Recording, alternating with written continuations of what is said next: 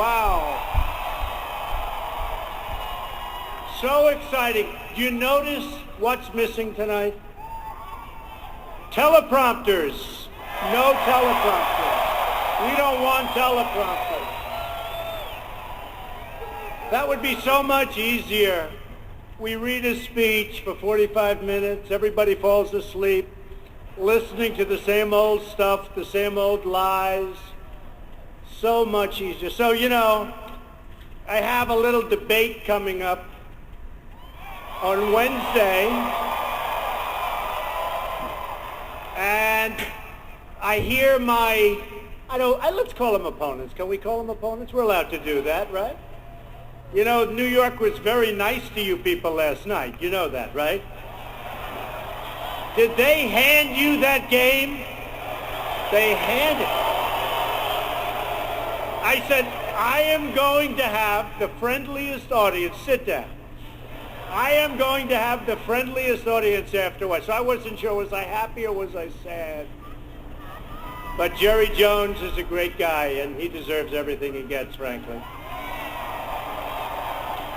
And you know, another great guy is Mark Cuban. True. And I think, you know, he's been talking a little bit about maybe someday doing this himself. And I think he'd do very well. We may not have the exact same feelings about where we're going, but that's okay. But Mark was great. He actually called me, like literally a few days ago, and said, you know, if you want to use the arena, which is, by the way, a beautiful arena. This is a great arena. And Dirk, I love him. He's one of my favorite players. One of my favorites. And the Mavericks have been fantastic, and you know, it's just a great team. But he said, if you want to use the arena, I said, Mark, when? How about Monday night? It's like, that was like in 4 days. And you had a big holiday in between. And he said, I think, you know, they really like you in Dallas. They really like you in Texas. Maybe you can get a lot of people.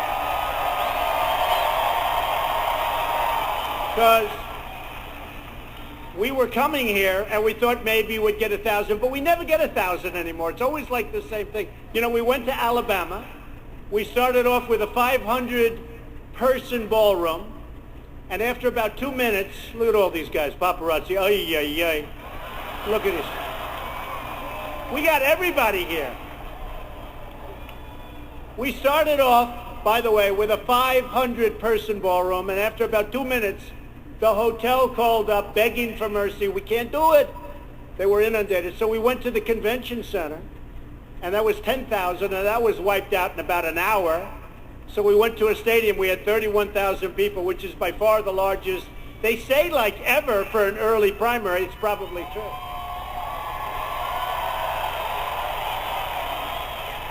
And this is sort of comparable. When I see these seats full up the top, can you people see me up there? I don't know. Man. I said to him, don't fill up the upper rings. It's not fair. But they're filled. You are great. Thank you all. I appreciate it.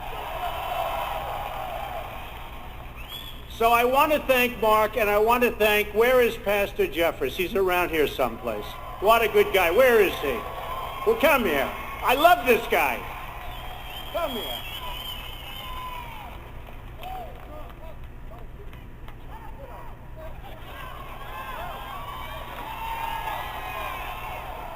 I shouldn't say this. I should not say this, Pastor, because, you know, I need all the help I can get. And I will say I'm leading with the Evangelicals Big League, and I really want to thank you because you've been so good. He said he may not be perfect, but he's going to make this country great. He's a leader. That's what we need.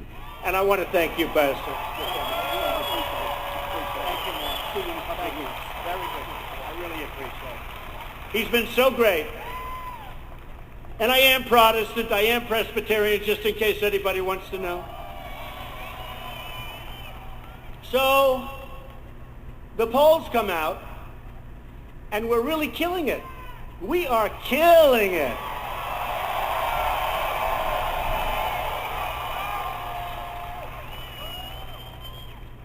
They mentioned a little while ago, Scotty, about the silent majority. It's back, and it's not silent. I think we should call it, maybe we should call it the noisy, the aggressive, the wanting to win majority. That's what it is. We want to win. We're tired of being pushed around by incompetent people. We're just tired of what's happening. We're sick and tired of what's happening. And it's going to change. It's going to change. But before I get to that, because that's unpleasant, but it's going to be pleasant, because I finished the speech last week, and I have to say, we're going to have so many victories that at some point they're just going to be coming out of your ears. Oh, I have to be careful what I say about coming out of somebody's ear.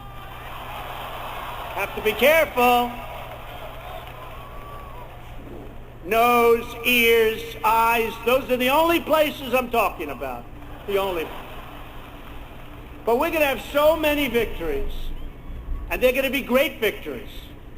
And we're going to have them all the time, because we have an amazing country. We have a country that is dying. They just want to have victory. We don't have wins anymore. We don't have it. So, the debate. I hear they're all going after me. Whatever. No, I hear it. Everybody, you know, all these geniuses, the talking heads, and some are great. Actually, some have come around. You know, at the beginning, 3-4 months ago, well, he's just doing this for fun. He's doing this for his brand. I need this, like, for my brand. Okay? But he's doing it for his brand. One person, a real loser, said, he's a clown. He's a clown. Now they're saying, oh, how do we stop this guy? No more clown. I haven't heard the word clown in a while. I'll tell you, they don't use that word anymore. They don't use it. There's a group of pundits out there. I don't think they're smart. I think they pretend they're smart. You know, they wear the heavy glasses, and they look, and they look. I'm not talking about Perry, who happens to be a nice guy. Really. He is a nice guy. But he came after me hard, didn't he? Yeah. You know, I had dinner with him a couple of years ago. I thought he was terrific, and then he came after me very hard. And you know, I gave him a really good, I said, it's sort of easy. When somebody drops out of a race, I'm going to say good about everybody. Everybody. But I like that man, and frankly, he tried. But I'm talking about the guys that sit around the tables, and they talk about us. They talk about me. And they say, well, but most of them are now saying, we think he's going to win. You know, can you believe it? No.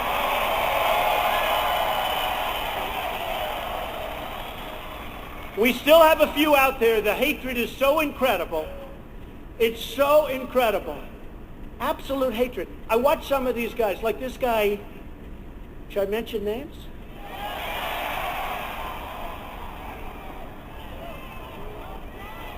Okay, I will. The problem is when I mention them, they can never ever support me. That's the problem. And you know, look at all those live television feeds. It's always tough. Every time I speak, they put me on live television, so I have to make different speeches. These guys go around, they make the same speech hundreds and hundreds and hundreds of times. Nobody cares. It's true. It's true. It's true. You know, you got CNN Live, you got them all. And who need... No, they're 50% good. 50%. They've been pretty nice. But you know, who really, when you think about it, who has to do this? So I come out today. How many live feeds you have? Many. Look at all those cameras back there. Take a look, everybody. Now, if you like the media, give them a big hand. And if you don't, give them a big boo. I had a feeling.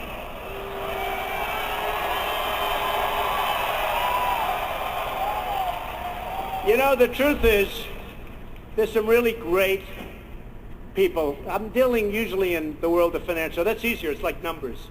you're either good, you're not good. You know, it's sort of much easier. But I found the press to be much more honorable in the financial media. But the political media, and I found some great ones. There are some great ones. But should I mention some? No, I'm not going to do that either. Because then you're going to leave some out. But, okay. So, George Will is a disaster. This guy's a disaster. Honestly, another one, Karl Rove. No, he's terrible. He's terrible. He's terrible. He still thinks that Mitt Romney won. He's still going around saying, I think he won. This guy raised, think of this. He ought to be in Wall Street. He raises money pretty well. He raised last cycle, the last presidential election. He raised $434 million and didn't win one race. Can you believe that? Can you believe it?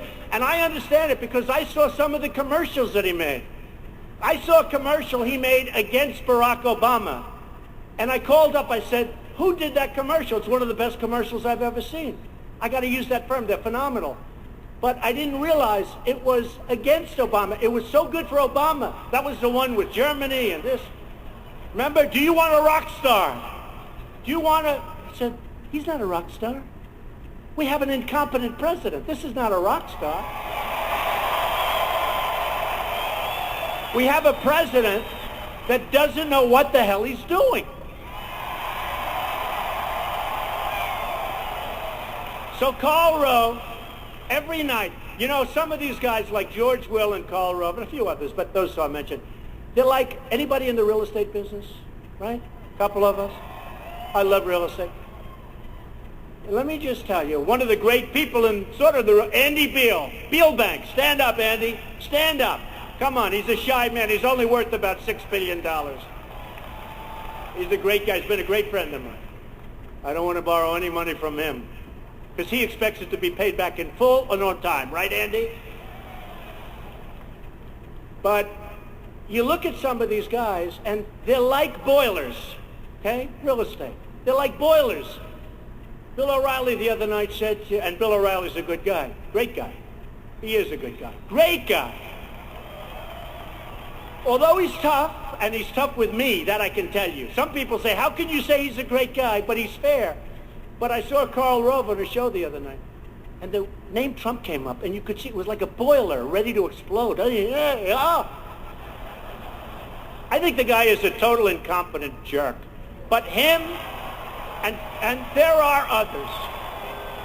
But I would say this, anybody that gives him, Karl Rove, and others, the group of losers, anybody that gives them money, you're losers yourself. Doesn't make sense because they don't know what they're doing. So the polls come out and everybody's surging but Trump. They don't want to say I'm surging. I went up to 40% today in New Hampshire. You saw that. 40%.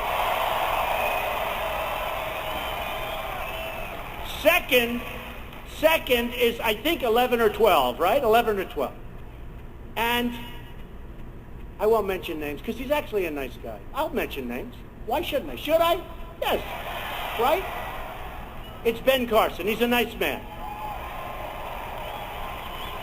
I think he's in second place at 11 or 12%. Now, I'm at 40, and it's actually 41, but they don't want to say that. They don't want to give me the little benefit of a couple of...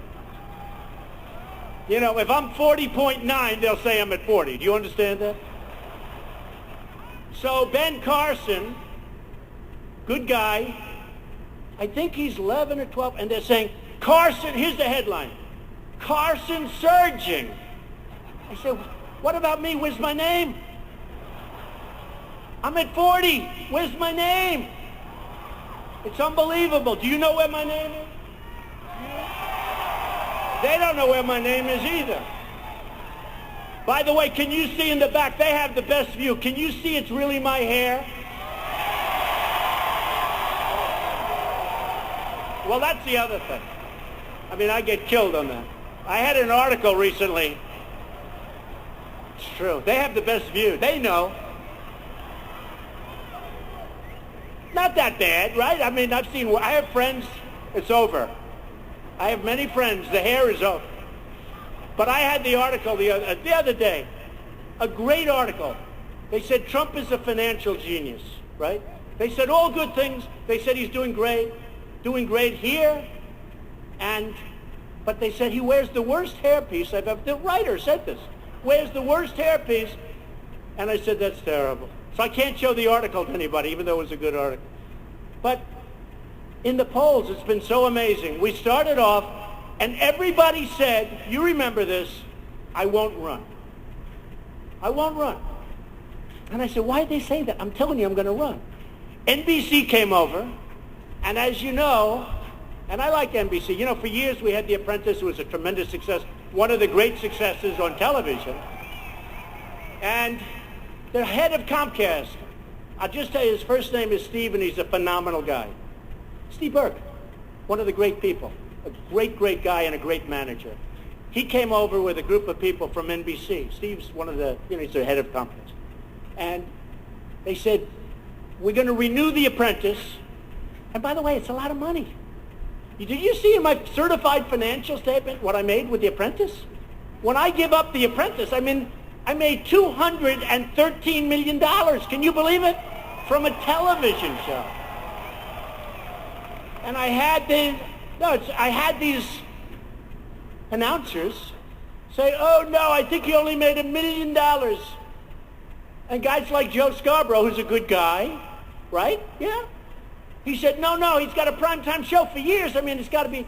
Anyway, when they checked it, 200. So NBC renews The Apprentice, and I told them, don't do it, because I'm running for president. I'm going to make our country great again. Don't renew it.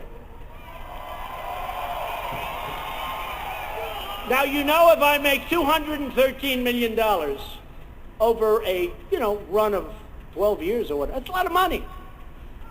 Even for me, it's a lot. That's a lot of money. That's pretty good, right? Considering it's not my main business.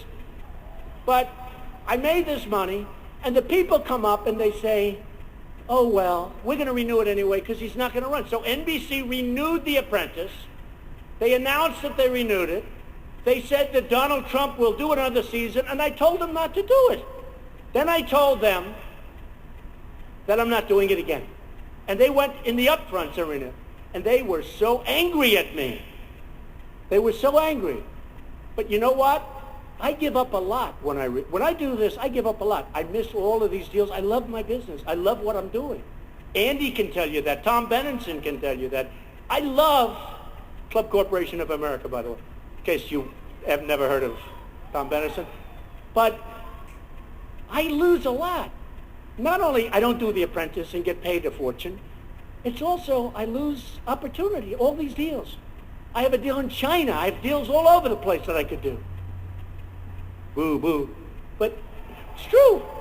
It's like picking up a check. But I give up a lot. When a politician, all talk, no action, politician runs, what do they give up? They give up nothing. They run.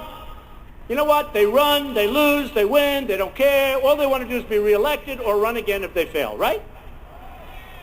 With me, it's a whole big deal. It's a whole big deal. And I'm self-funding my campaign. I'm not taking all of this blood money. I'm not doing it.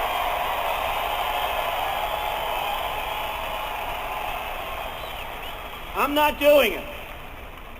And I feel a little bit awkward and a little stupid. I have guys offering me millions and millions of dollars. When you're in number one place, then the bloodsuckers come out. The lobbyists, the special interests, the donors. Don, we love you. Guys I haven't heard from in 10 years. Don, we love you. 40% in New Hampshire, winning Iowa. We're killing in Iowa. Incredible people. New Hampshire, incredible people. South Carolina, incredible people, incredible numbers there too. We're winning in Florida. Think of it. You have Jeb Bush, governor of Florida. You have a sitting senator in Florida, Marco Rubio. And the poll comes out the other day, Trump is leading in Florida. Can you imagine? Big league. How about this? Have you ever heard of the great state of Texas?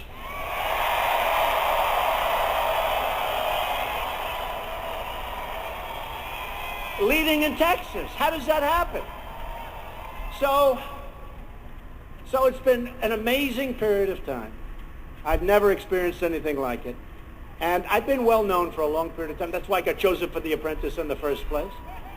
And in fact, I don't know if you just heard, they called me up today, NBC. Couldn't be nicer. You know, they finally calmed down. I settled my lawsuit with them. Did you hear? Did you hear? Yes, she heard. I settled my lawsuit with them last week. A lot of litigation, settled it. They couldn't have been nicer. And they called me today and wanted everything, you know, they want me on their side. And I am on their side because I really like the guys at NBC. And they have announced, or will soon announce, you know who's going to take the place of Trump? Arnold Schwarzenegger. Good, right? I think it's a good choice. And he's a friend of mine. And I approve it 100%, and I'm with him 100%. I think he's going to do great, and we'll raise a lot of money for charity. You know, I'm still in there because I have a big chunk of it. A lot of people don't know that. These are minor details. But I think Arnold is going to do great. And so they just announced today that Arnold Schwarzenegger is going to be doing The Apprentice because I'm not allowed to do it because I'm doing this. So I wish Arnold well. We have so many problems in this country. We'll talk about a few of them. And we'll celebrate because ultimately we're going to have victory. We're going to have victory. This is a movement that's happening. I had a lawyer come up to see me a little while ago. He said, Mr. Trump, I've been doing this for 35 years. I've never seen what's happened here. I got a call from a writer from the New York Times. I have great respect for the New York Times. And called up somebody, I know, I hear that, but it's okay. This is a good story, not a bad story. And he said, could I ask you a question? I said, what? Very powerful writer, actually. He said, how does it feel? I said, how does what feel?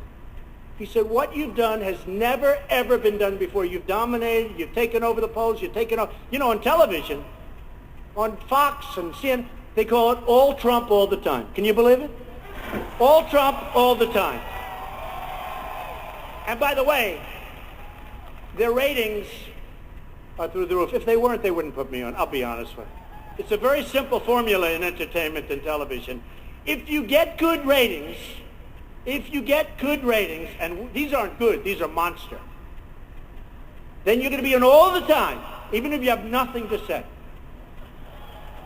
If you come up with a cure for a major, horrendous disease, and if you don't get ratings, they won't bother even reporting. It's very simple business. It's very simple.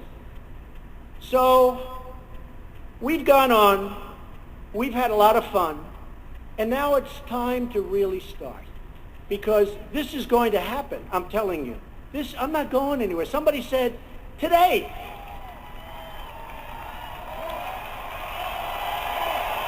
we're not going anywhere.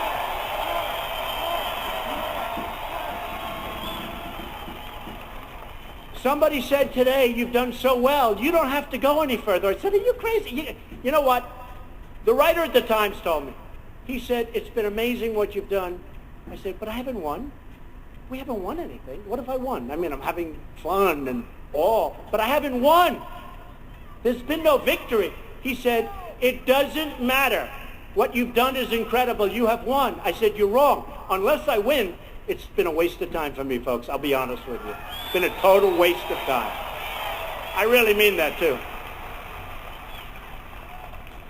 We should have won. Thank you. He said, you will win. We should have won last time. Mitt Romney let us down. I mean, he let us down. He let us down. You know, one of the things that I'm really happy about, I'm surging, they said. Can you believe this one? I'm surging with women. Can you believe it?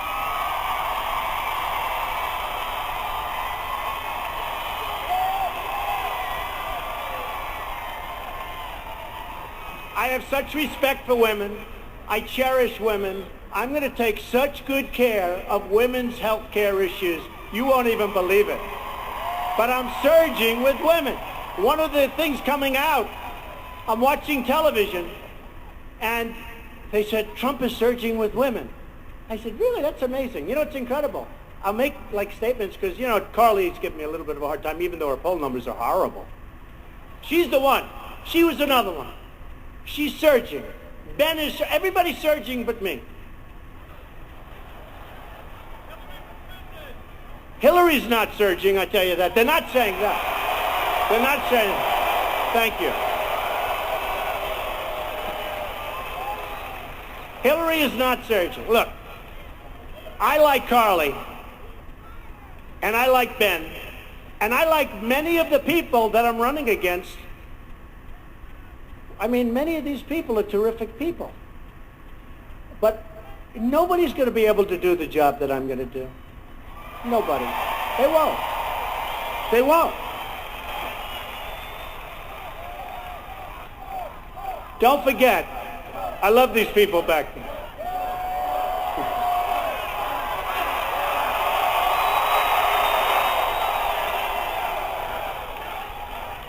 But they won't. I mean, what I do is I do deals. I deal. I have tremendous energy, tremendous, to a point where it's almost ridiculous when you think about it. But we need somebody with great energy, with great passion, with great deal-making skills. And we need a closer. We need closers. We don't have closers. We just don't have closers. And honestly, they're not deal people. I'll tell you, they're good at raising money for their PACs or whatever the hell they're not supposed to do that, but most of them are doing it anyway. It's illegal as hell, but I think they're doing it anyway. You ever notice you hear they have money in the PAC, but they don't have hard money, but the PAC is giving them... I say, what's going on over here? I'm not allowed... How come I can't talk to anybody? And again, I have to tell you this, and I want to have your opinion. So, I'm self-funding, I told you. But if I took hundreds of millions, I tell you what, I could have $200 million so fast. If I took that, would you people object if I promised not to do anything from the people I took it from? No. I had a group in Iowa, actually, they were much more vocal about this one issue. And they stood up, no, the place, I mean, I realize how important it is. Putting your own money in, because, you know, I'm telling people that Jeb, nice guy, really a nice guy. Jeb, Hillary, well, Jeb's more popular than one person I know. But all of them, I don't want to go through the names, they have money put up in PACs or hard money, whatever, wherever the money is. Believe me, I was the king. I was the king. You know, I was the white-haired, blonde-haired, let's say blonde. But I was the blonde-haired, I was perfect. I was the ultimate. I was the ultimate sort of insider. I put up money. They loved me. But then when I said I'm running, they all looked at me like, the RNC, Reince is a great guy, but it took them a little while because they looked at me like, you're not supposed to be doing that. You're supposed to be putting up money. And if you need something in 2 years, 3 years, 5 years, they'll do whatever you want. And what happened is I know the system, I think, better than anybody. I know the tax system. Look, taxes. Who knows better than me? We're going to reduce taxes.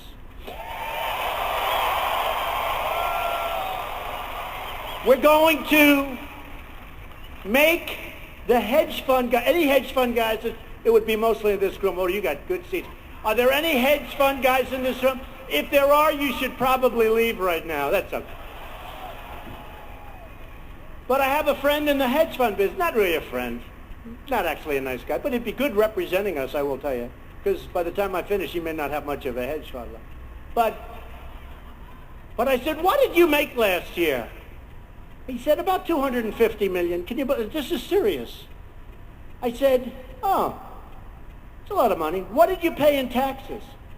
He goes, God, practically nothing. That was a couple of years ago. I never forgot it. The other day he calls me up because he hears me talking about hedge fund guys are going to pay up. And he calls me up the other day. I was only kidding. You know, when I said that, I was sort of... He doesn't know what to do. The truth is they'll do just fine. They're going to do just fine. Because we're going to make the country so successful, they'll do just fine. They'll end up doing better. They'll end up doing better. But we got to lower taxes for a lot of people.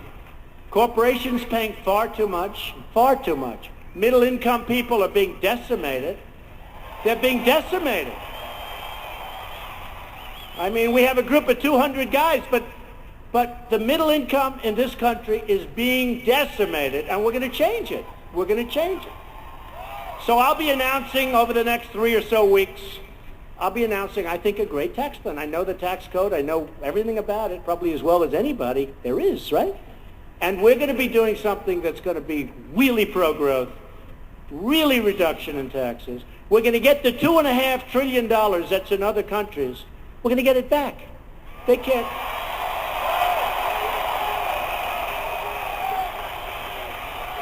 No, we're going to get it back. And, you know, you have corporate inversion. Does anybody know what that means? You know, in the old days, people might leave New York for Texas, or they may go from New Jersey to Florida, or whatever. It's not that way anymore. Now they go from this country to other countries. And they go for two reasons: lower taxes, lower labor, but lower taxes. You have countries that want to charge them nothing. So they take these companies, and these guys, they make a fortune. They have no real loyalty, in many cases. They have no real loyalty to the United States. They want to show a good profit and loss statement. So they take and they go to another country. And all of a sudden their numbers look good. And they can't bring their money back in. And by the way, for 2.5, 3 years I've seen every politician agrees that we should lower the tax on bringing money, because it's so onerous that nobody in this room would bring that money back. Everybody says it.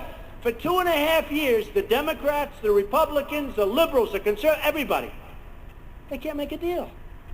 They can't make a deal. We have a government that's really messed up because we don't have a leader at the top. A right leader could get it done.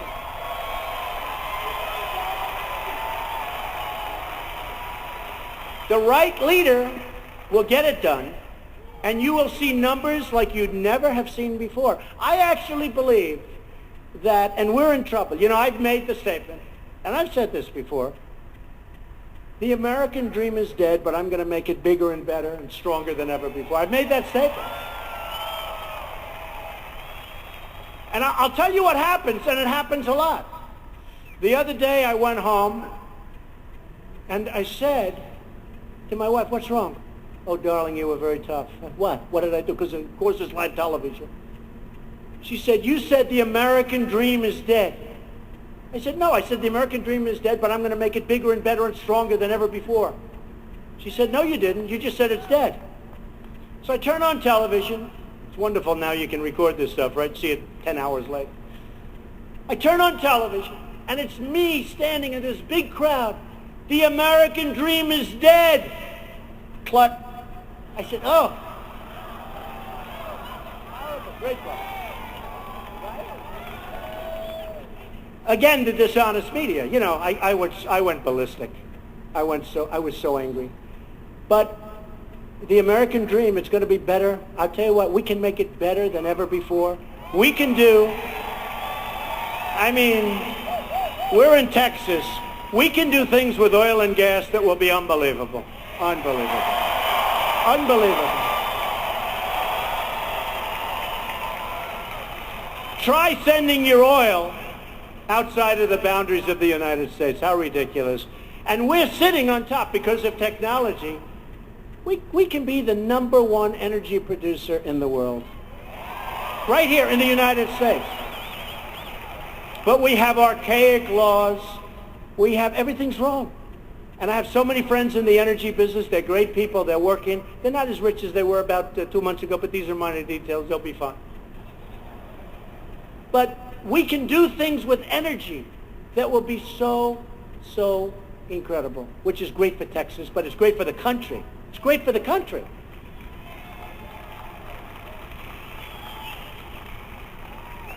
Now, China, Japan, true. You can't be upset with China or Japan or Mexico. Can't be upset with anyone. You know, when I announced for the presidency, it was very interesting what happened. I made a beautiful speech. I thought it was wonderful. Everything was fine. About a week and a half later, they attacked me. In other words, they went through, and then they lied. They made it up. And they talked about, I'm talking about illegal immigration. And I brought up a subject called illegal immigration. And I just saw backstage some of the families who were decimated. Their families were decimated. Their sons, their daughters killed by illegal immigrants. And it's a massive problem. We have to stop illegal immigration. We have to do it. We have to do it.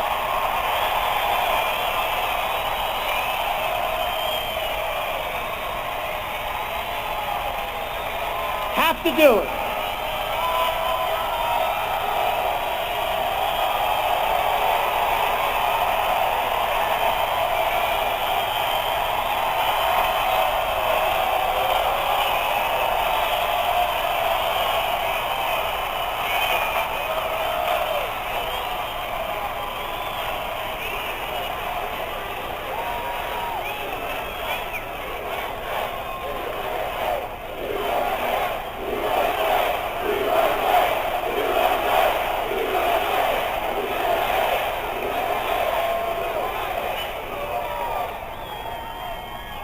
And when I hear some of the people that I'm running against, including the Democrats, we have to build a wall, folks.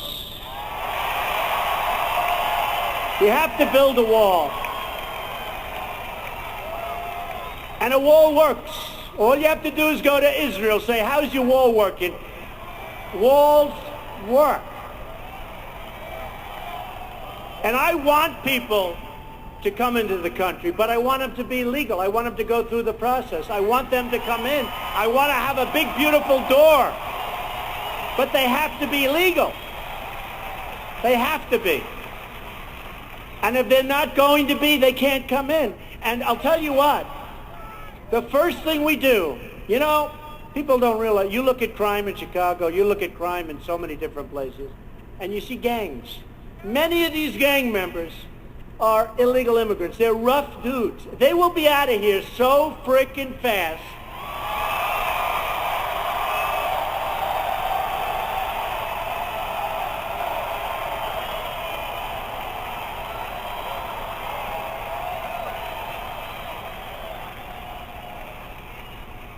And I think a lot of these countries send them in here because they don't want them. Because what do they want them in prison for 40 years? Look.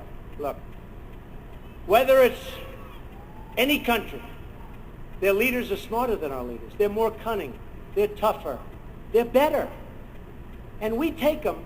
Kate in San Francisco, this magnificent young woman, shot in the back by a guy that was sent over here, probably pushed over, who knows?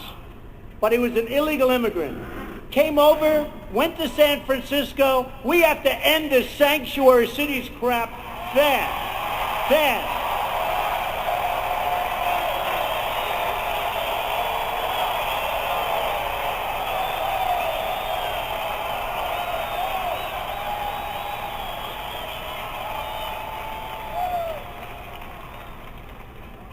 So he admits he's guilty. Now he's got a lawyer. Oh, well, he didn't really know. He wasn't aiming there. It was a ricochet, blah, blah, blah. It's disgusting what's happening to our country. We are a dumping ground for the rest of the world. We are a dumping ground. And let me tell you something. The whole subject of anchor babies. Did you hear that character from one of the networks? Anchor baby is this really not a nice term. I said, what would you do? What would you say? And he gives me like a 12-word definition. I said, no, we'll have to use anchor baby. And I don't mean to be disrespectful, but when a man has a problem, and he's got his wife or his girlfriend, and they move her over to the border for one day, has the baby on the other side of the border, our side, now that baby is a citizen of our country for however long the baby lives, hopefully a long. It's wrong. It's wrong. And by the way, the law doesn't call that. That's not what the law says. And people are finding out now that I'm right. We didn't say that somebody could be pregnant for 9 months, come across the border, have a baby, and now it's ours, and we have to take care of the baby forever. It doesn't say that. It does not say it. So we have to straighten out. We have to straighten out our act. We're going to have a great country. We're going to have a great border. We're going to have a border that's a real border. You people are suffering. I mean, you know, I'm in New York, but from New York too. They're all over the place. We want people to be in our country legally. Legally.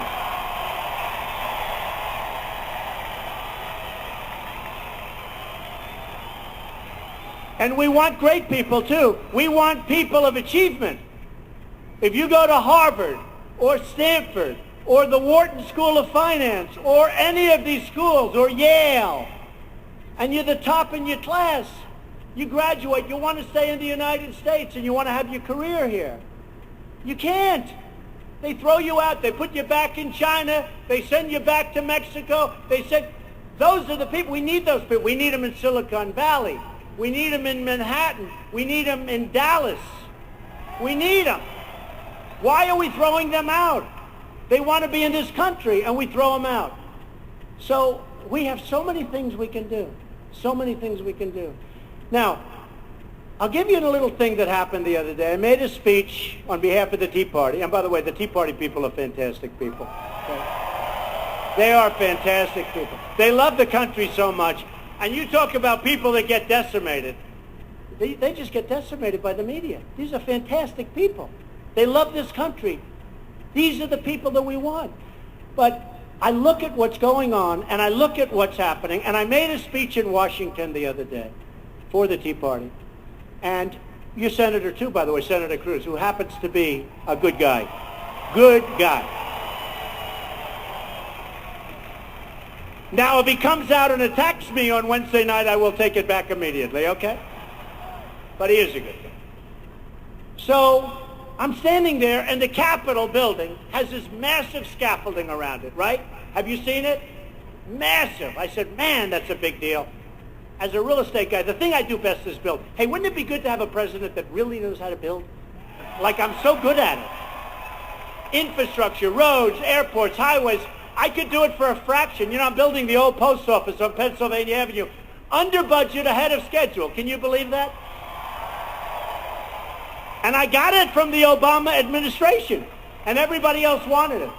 Which I still haven't figured out, actually. But it's going to be a great hotel. But they're doing the Capitol building. And it's got massive, massive scaffolding. And we're having, in 2016, you know, we're going to have a thing called, like, an election, right? And they say that this massive scaffolding, I heard this the other day from a construction firm that's involved in the job, that this massive scaffolding, they want to have it for the inauguration. Wouldn't that be nice for me? But they want to have all the scaffolding down, but they can't do the work because they don't have enough time. They have so much time. What are they doing? Caulking, pointing, fixing, structure. What the hell are they doing? It's not a big deal. So they're going to take all of the scaffolding down, pay millions of dollars to do that, millions.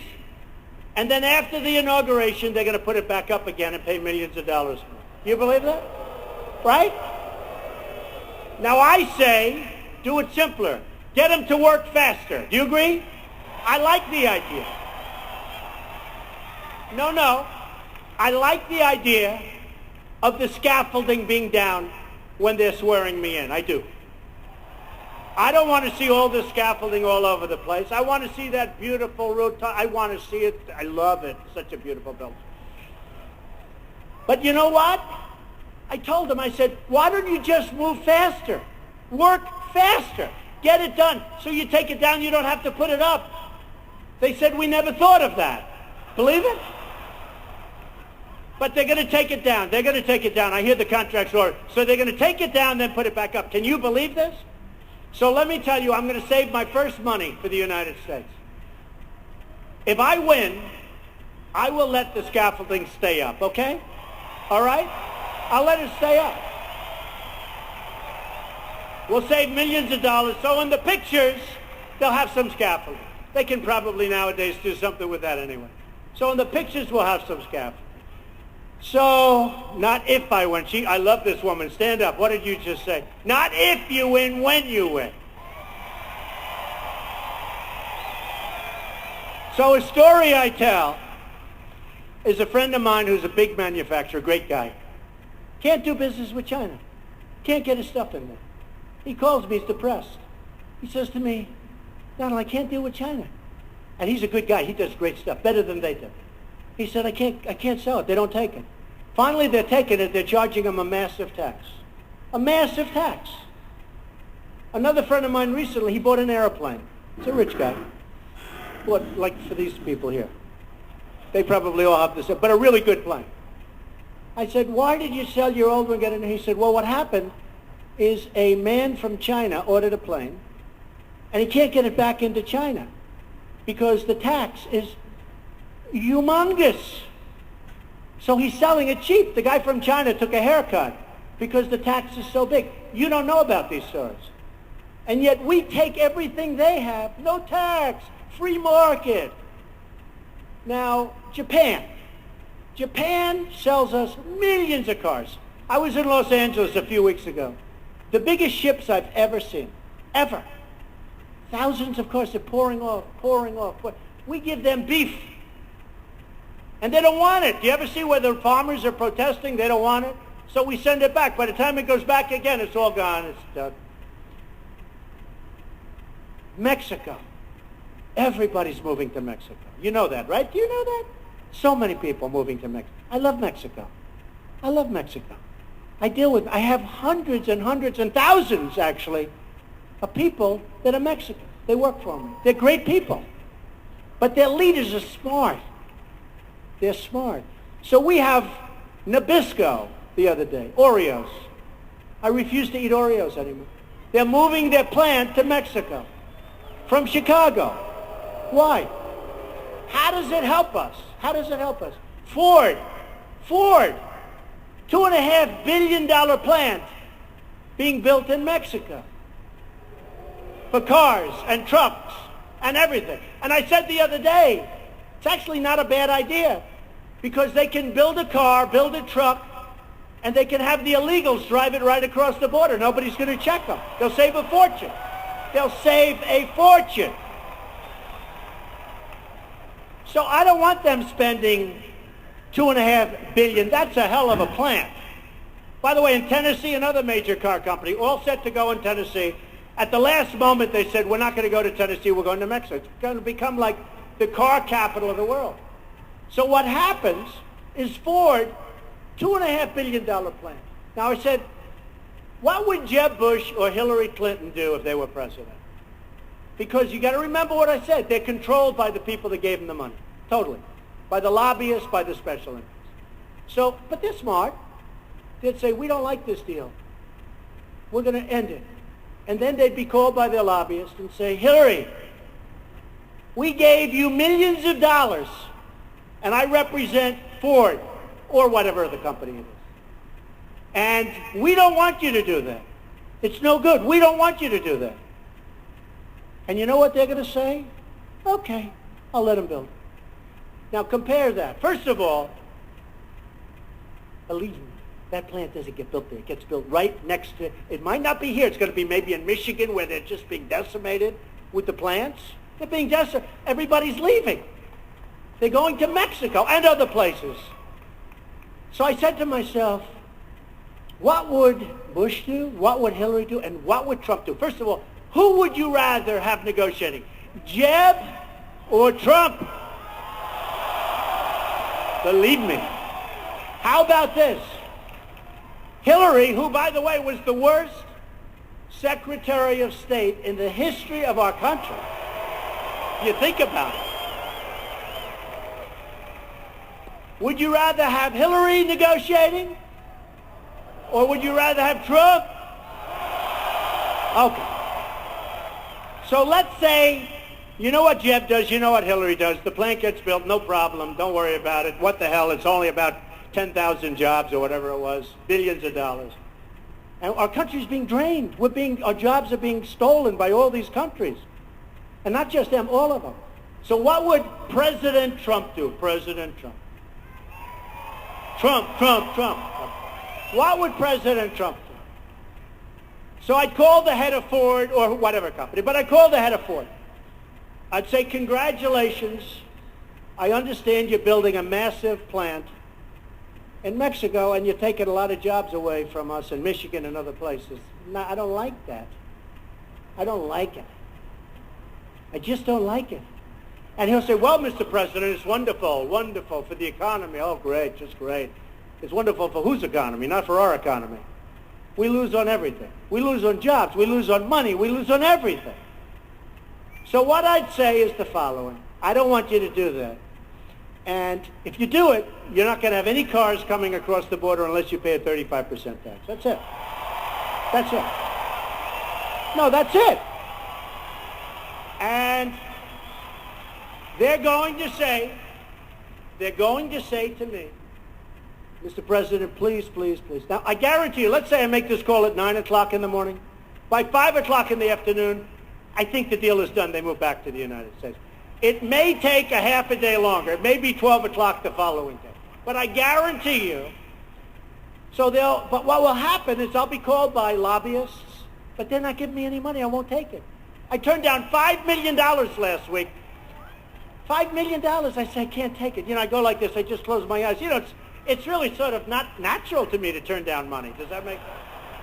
But I turn it down because once I know the game, once they give you, you sort of owe them, right? You know, how can you tell a guy, you know, you gave me $5 million, you helped me get elected, and I'm going to hurt you with your client. So what happens, I would say, is that I will get a call from the head of Ford, and he'll say, Mr. Trump, you're doing the wrong thing. I'm saying, all right, that's fine. Just do it. Just do what I say. Do what I say. And I guarantee you, after I tell all the lobbyists, special interests, and people that donate to everybody else but me because I won't take their money, after I tell them all no, within a short period of time, they'll call up and they'll say, Mr. President, we've decided to move our plant back to the United States, sir. That's what's going to happen. That's what's going to happen.